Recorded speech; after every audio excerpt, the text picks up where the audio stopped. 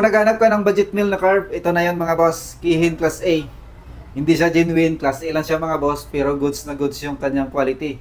Sa mga interesado din dyan, meron tayong size 24, meron din tayong size 26, size 28, at size 30.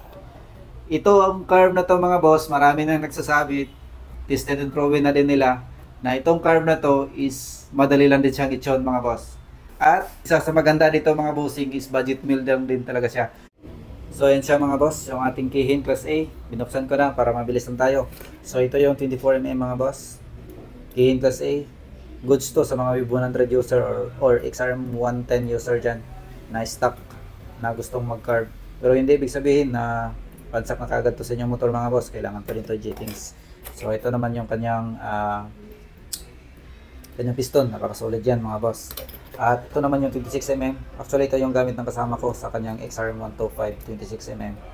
Ayan, nag-J-Things pa rin kami sa kanya mga boss kasi standard lang naman yung kanyang motor. Ayan. Kihin Class A. Ito yung kanyang piston.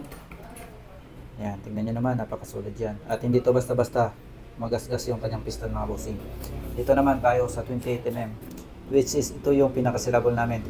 Kasi yung mga loaded na mga Web 125 or XRM125 or Raider, ito yung ginagamit nila. Raider 150 na stock goods dito mga bossing.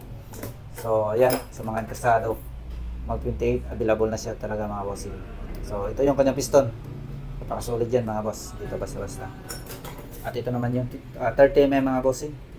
Ayan, sa mga gustong mag 30mm dyan na carb, Kihin Class A budget meal. Ayan, yan yung kanyang piston.